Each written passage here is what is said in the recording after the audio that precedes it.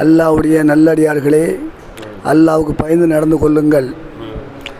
ஒரு மனிதர் கண்ணியமாகவும் கட்டுப்பாடாகவும் இருக்கணும். பெரியவர்களுக்கு கண்ணியம் கொடுக்கணும், சிறியவர்களுக்கும் கண்ணியம் கொடுக்கணும். பொறுமையாகவும் இருக்கணும். தொழில் பறக்கத்தாக பார்க்கணும். தாய் தாப்பனாரை பொறுமையாக வைத்து கொள்ளவும். அக்கா தங்கச்சி அண்ணன் தம்பிகளை நல்ல முறையில் வைத்து கொள்ளவும்.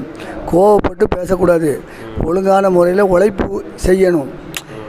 அதில் அனாவசியமான செலவுகள் இருக்கக்கூடாது. ஒரு செருப்பு 1000 ரூபாய்க்கு வாங்கி போடணும்னு நினைக்கக்கூடாது. 100 ரூபாய்க்கு வாங்கி போட்டால் போகிறோம். அதுவும் செருப்பு தான், அதுவும் நடக்கத்தான் போகிறோம். அப்போ அதே மாதிரி ஒரு ட்ரெஸ் எடுக்க போகிறோம்.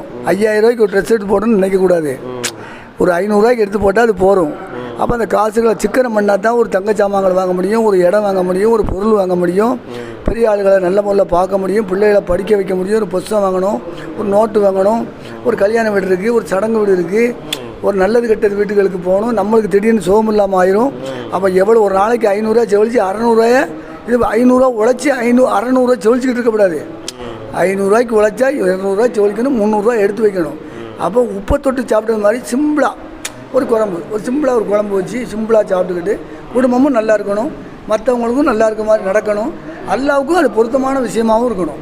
இப்போ எதை செஞ்சாலும் அல்லாவுக்கும் பொருத்தமாக இருக்கணும். அதே நேரத்தில் மனைவி மக்கள் குழந்தை குட்டிகளும் சந்தோஷப்படணும்.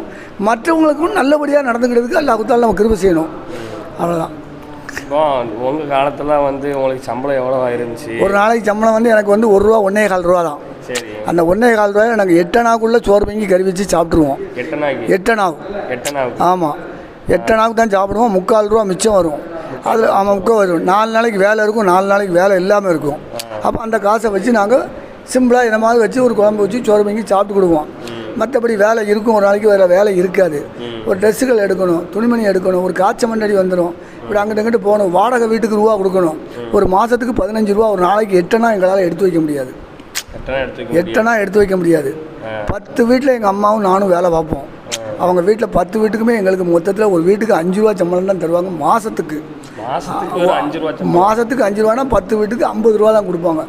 அதை வச்சு தான் நாங்கள் வீட்டு வாடகை 10 ரூபா கொடுக்கணும், சாப்பிடணும், ஆஸ்பத்திரிக்கு போகணும், நல்லது கட்டு கலந்துக்கணும், எண்ணெய் வாங்கணும், அரிசி சாமான் தட்டு மட்டும் வாங்கணும். ஒரு 1/2 கிலோ 1/4 கிலோ கறி கூட எடுத்து சாப்பிட முடியாது. ஒரு ஆட்டு மண்டை 10 ரூபா தான். அதை ஒரு வெறும் 10 ரூபா. அதை வாங்கி எங்களுக்கு சாப்பிட்றதுக்கு முடியாது. அந்த ஆட்டு மண்டையில் உள்ள தொலி இருக்கு பாருங்க, அந்த காற்றை எடுத்துகிட்டு வந்து நறுக்கி எடுத்துகிட்டு வந்து எங்கள் அம்மா குழம்பு வச்சு எங்களுக்கு தருவான். ஒரு மண்டை வாங்கிறதுக்கு முடியாது. 4 கால் 8 கால் வாங்கினா மொத்தத்தில் 2 அணா கொடுத்தா போகிறோம், வாங்க முடியாது. ஆட்டுக்கறி சாப்பிட முடியாது, கோழிக்கறி சாப்பிட முடியாது, ஒரு வடை வாங்கி சாப்பிட முடியாது, ஒரு தேங்காய் சோறு சாப்பிட்ணும் ஆசைப்பட முடியாது, ஒரு நெய்ச்சோறு சாப்பிட முடியாது. எங்கே கல்யாணம் வீடு நடக்கோ அங்கே போய் நாங்கள் உட்காந்து சாப்பிட்டா தான் நல்லபடியாக சாப்பிடுவோம். அது தெரியாத கல்யாண வீட்டுக்கு போனால் தலையை குனிஞ்சுக்கிடுவோம்.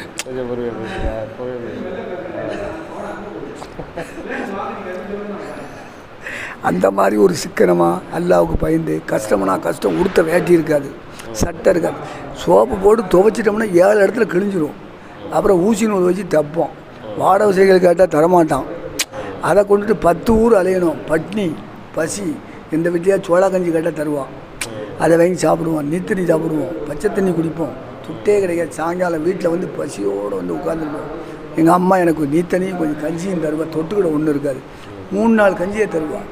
அப்படியெல்லாம் கஷ்டப்பட்டால் அந்த காலம் நாங்கள் கஷ்டப்பட்டோம். இப்போ உள்ள காலத்தில் ஒரு பேரோல் நிறைய பேட்ச் வச்சுருக்காங்க, சட்டை வச்சுருக்காங்க, ட்ரெஸ்ஸுகள் வச்சுருக்காங்க, நல்ல ஆடம்பரமாக செலவு பண்ணுறாங்க. நல்ல 1 கிலோ கறி வாங்கி இந்த ரோஸ்ட்டு போட்டு சாப்பிடுறாங்க. ட்ரெஸ்ஸு நல்லா பண்ணுறாங்க, வண்டி வாங்குறாங்க, கார் வாங்குறாங்க, ஆடம்பரமான செலவுகள் பண்ணுறாங்க. அனாவசியமாக பேசுகிறாங்க, அனாவசியமாக சண்டை போடுறாங்க, மனைவிட்ட சண்டை போடுறாங்க, அக்கா தங்கத்தை சண்டை போடுறாங்க, அண்ணன் வீட்டை சண்டை போடுறாங்க, தாய் தாப்பிட்ட சண்டை போடுறாங்க. உற்றார் உறவினர்களுக்கு யாரும் எந்த உதவியும் செய்ய மாட்டேங்காங்க. ஒரு ட்ரிப்பு ஒரு 500 ரூபாய் கொடுத்துட்டு அதை கிட்டத்தட்ட ஒரு மாதத்துக்கு சொல்லி காட்டிகிட்டு இருக்காங்க. அவங்க 10 ட்ரிப்பு கஷ்டத்தில் கேட்பாங்க. கூட பிறந்த தங்கம், ஒரு தாய் வயிற்றுலேருந்து பிறந்த பிள்ளை 10 பிள்ளைன்னா 10 பிள்ளைக்கும் ஒரு வசதி வாய்ப்பாக ஒரு அண்ணன் நம்பி இருக்காங்கன்னா அவனுக்கு 50 மட்டும் கொடுத்தாலும் பிள்ளைகளுக்கு எதுவும் சொல்லக்கூடாது. கொடுத்துக்கிட்டு தான் இருக்கணுமே தவிர அதை நான் கொடுத்தோம்ல நீ இன்றைக்கி கேட்டுக்கிட்டீங்கன்னு சொல்லக்கூடாது. அவங்க கஷ்டம் என்னதோ அப்போ நான் கூட பிறந்த பிள்ளைகளுக்கு கொடுக்கணும். அதே மாதிரி உற்றார் உறவினர்கள் சொந்த பந்தங்களுக்கும் உதவி செய்யணும். அந்நியர்களுக்கும் சம்மந்தமே இல்லாதவங்க ஒரு பசிக்குமா ஒரு சாப்பாடையும் கொடுக்கணும், ஒரு துட்டு கொடுக்கணும், ஒரு ட்ரெஸ்ஸு கொடுக்கணும். நம்மளால் ஏண்ட சின்ன சின்ன ஹெல்ப்புகளை பண்ணணும். அல்லாவுக்கு பயந்து நடந்துக்கணும்.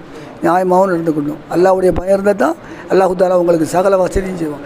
ஒரு காலம் கஷ்டப்பட்டாலும் ஒரு காலம் அல்லாஹு தாலா மேன்மையாக்கி வைப்பான். அப்போ மேன்மையாக்கும் போது அந்த அந்த உப்பை தொட்டு கஞ்சி குடித்தோம்ல, துவையில் அடித்து சாப்பிட்டோம்ல, அதை நினச்சிக்கிட்டே வாழ்க்கையை ஓட்டணும். அப்போ தான் பிறருக்கு பல உதவிகளை செய்ய முடியும். அக்கா தங்கச்சிக்கு உதவி செய்ய முடியும், அண்ணன் நம்பிக்கை உதவி செய்ய முடியும், பக்கத்து வீட்டுக்காரங்களுக்கு உதவி செய்ய முடியும்.